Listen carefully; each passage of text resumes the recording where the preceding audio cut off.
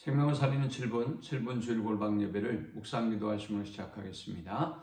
하나님 감사합니다. 사랑하는 주의 자녀들을 힘들고 고단한 세상 가운데서 불러 모아주시고 예배할 수 있는 은혜를 주심에 감사합니다. 말씀이 없는 희귀한 세상 가운데서도 하나님의 등불은 결코 꺼지지 않는다는 확신을 가지고 더욱더 말씀을 사모하고 주의 성전을 사모하고 하나님께로 더욱더 가까이 가는 주의 백성들 되게 주옵소서. 예수님의 이름으로 기도합니다. 아멘. 찬송 393장 드리겠습니다. 오 신실하신 주 내 아버지여, 늘 함께 계시니 두려움 없네. 그 사랑 변찮고 날 지키시며 어제나 오늘이 한결같네. 오 신실하신 주, 오 신실하신 주, 날마다 자비를 베푸시며 일용할 모든 것 내려주시니 오 신실하신 주 나의 구주. 봄철과 또 여름 가을과 겨울 해와 달 별들도 다 주의 것. 만물이 주 영광 드러내도다. 신실한 주 사랑 나타내네. 오 신실하신 주, 오 신실하신 주, 날마다 자비를 베푸시며 일용할 모든 것 내려주시니 오 신실하신 주 나의 구주. 내 죄를 사하여 안위하시고 주 친히 오셔서 인도하네. 오늘의 힘되고 내일의 소망, 주만이 만복을 내리시네.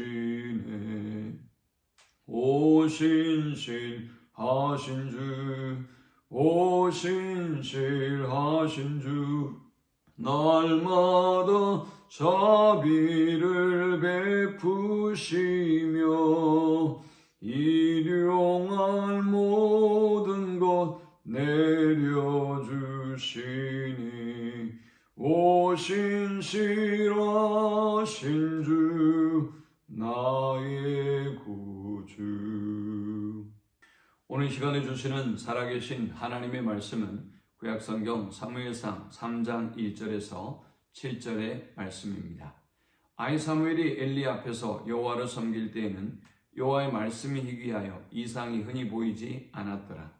엘리의 눈이 점점 어두워 가서 잘 보지 못하는 그때 그가 자기 처소에 누웠고 하나님의 등불은 아직 꺼지지 아니하였으며 사무엘은 하나님의 궤에 있는 여호와의 전 안에 누웠더니 여호와께서 사무엘을 부르시는지라. 그가 대답하되 내가 여기 있나이다 하고 엘리에게로 달려가서 이르되 당신이 나를 부르셨기로 내가 여기 있나이다 하니 그가 이르되 나는 부르지 아니하였으니 다시 누우라 하는지라. 그가 가서 누웠더니 여호와께서 다시 사무엘을 부르시는지라. 사무엘이 일어나 엘리에게로 가서 이르되 당신이 나를 부르셨기로 내가 여기 있나이다 하니 그가 대답하되 내 아들아 내가 부르지 아니하였으니 다시 누우라 하니라. 사무엘이 아직 여호와를 알지 못하고 여호와의 말씀도 아직 그에게 나타나지 아니한 때라. 아멘. 사사가 통치하는 시대의 이스라엘은 몹시 혼란스러운 시대였습니다. 사사시대가 그토록 혼란스러웠던 이유는 그들이 이스라엘의 왕이신 하나님을 버리고 자기의 소견대로, 자기의 생각대로 행했기 때문입니다. 사사의 시대는 하나님의 말씀이 희귀한 시대였습니다. 오늘 본문 1절에 아이 사무엘이 엘리 앞에서 여호와를 섬길 때에는 여호와의 말씀이 희귀하여 이상이 흔히 보이지 않았더라 했습니다. 사사의 시대에 하나님의 말씀은 희귀했고 또 하나님의 이상은 보이지 않는 그런 암흑과 같은 시대였던 것입니다.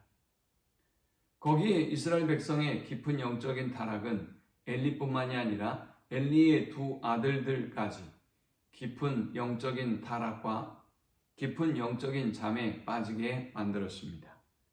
사사의 시대의 이스라엘은 많은 침탈을 당하고 또 그 고통 속에 하나님 앞에 부르짖고 하나님이 그들을 구원해 주시고 회복해 주시는 사사시대의 사이클에서 벗어나지 못하는 어리석은 삶을 살아갑니다.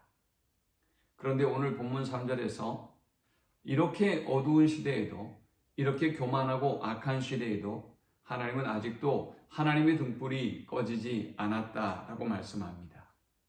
하나님의 이스라엘을 향한 등불은 결코 꺼지지 않았다는 것입니다. 자, 그렇다면 하나님의 등불이 이렇게 어두운 시대에도 죄악이 관영한 시대에도 꺼지지 않았다고 말씀하시는 이유는 무엇일까요? 먼저 기도하는 사람이 있기에 아직 하나님의 등불은 꺼지지 않았다고 말씀합니다. 사사기 1장에는 한나라고 하는 한 여인이 등장합니다. 그는 엘가나의 아내로 자식이 없어 고통받는 여인이었습니다. 그는 자식이 없는 연고로 분인나로부터 고통을 받았고 그리고 그 고통과 아픔을 누가 위로해 줄 사람이 없었고 또 해결할 방법이 없어서 하나님의 성전에 올라와서 간절히 하나님 앞에 부르짖었습니다. 엘리는 그녀의 기도하는 모습을 보면서 마치 그녀가 독주를 마셨다고 생각할 만큼 그녀는 간절히 하나님 앞에 그녀의 감정을 한을 토로해냈습니다. 그리고 하나님은 급기야 사무엘이라고 하는 아이가 태어나게 만들었죠. 한 가정의 고통이었습니다. 그리고 한 사람의 고통이었습니다. 그러나 그 기도하는 한나라고 하는 한 여인을 통해서 하나님의 등불은 꺼지지 않았던 것입니다.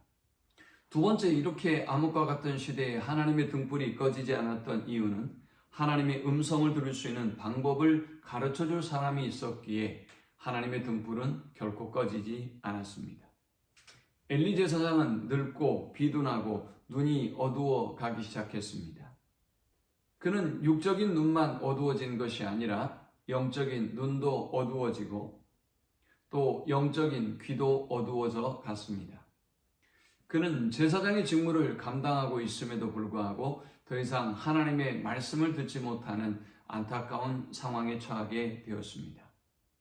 그런데 그에게는 한나의 소생인 사무엘이 있었지요.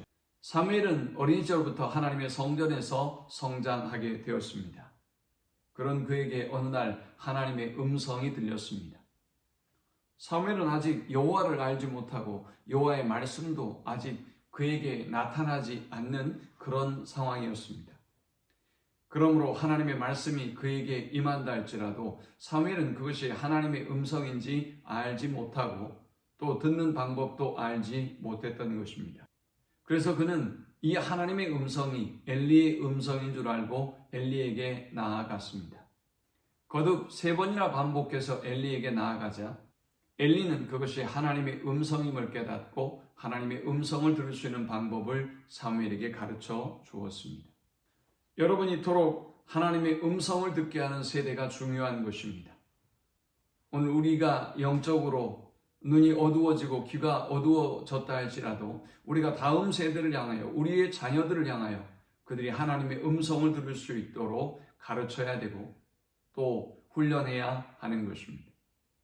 이 시대가 하나님의 등불이 꺼지지 않을 수 있었던 비결은 엘리가 하나님의 음성을 듣는 방법을 사무엘에게 가르쳐 주었기 때문입니다. 마지막 3번째, 우리가 이 본문을 통해 얻을 수 있는 영적 교훈은 하나님의 성전을 사모하고 하나님의 음성을 사모하는 이가 있기 때문에 여호와의 등불은 꺼지지 않는다라는 것입니다. 영적인 눈이 어두웠던 엘리는 이러한 위기의 시대에도 자기의 초소에서 누웠습니다. 반면 하나님의 성전을 사모하고 성전에서 성장했던 사무엘은 하나님의 궤에 있는 여호와의 전 안에 누웠습니다. 그는 하나님의 성전을 사모하고 그 성전을 중심으로 성장했던 아이였던 것입니다. 그리고 그에게 하나님의 말씀이 임합니다. 어렸던 그도 7절의 말씀처럼 여호와를 알지 못하고 여호와의 말씀도 아직 나타나지 아니하였던 때였지만 엘리의 가르침대로 그리고 거듭 하나님께 나아가서 주님 말씀하옵소서 주의 종이 듣겠습니다 라고 고백하자 하나님께서 그에게 말씀을 들려주기 시작합니다. 마침내 하나님은 사무엘을 통해서 하나님의 말씀을 나타내 보이셨고 사무엘의 말이 온 이스라엘에 전파되는 역사가 일어났던 것입니다. 하나님의 등불이 이 시대에도 이 암흑과 같은 시대에도 꺼지지 않는 이유는 하나님의 성전을 사모하는 사람이 있기 때문입니다. 여전히 하나님의 말씀을 그 무엇보다 사모하는 사람들이 있기 때문에 여호와의 등불은 꺼지지 않고 하나님의 구원의 역사는 계속되는 것입니다. 오늘 이렇게 힘들고 어두운 시대에도 하나님의 등불은 결코 꺼지지 않는다는 믿음의 확신을 가지고 승리하는 우리 모두가 되기를 축원합니다. 하나님 감사합니다. 귀한 말씀을 통해서 은혜 받고 깨닫게 하심을 감사합니다. 결코 하나님의 등불은 꺼지지 않았음을 기억하고 믿음을 잃어버린 영혼들, 방황하는 영혼들에게 주의 복음을 증거하게 하시고 우리의 가정을 향한 또 우리의 교회를 향한 이 나라와 민족을 향한 희망을 놓지 않는 저들이 되게 하여 주옵소서. 예수님의 이름으로 기도합니다. 아멘. 지금은 우리 주 예수 그리스도의 크신 은혜와 성부 하나님의 극진한 사랑과 성령의 인도 교통 충만케 하심이 하나님의 등불은 결코 꺼지지 않는다는 믿음으로 하나님을 붙잡고 승리의 삶을 살기를 소망하는 모든 주의 백성들의 머리 위에 이제로부터 영원토록 함께 있을지어다. 아멘.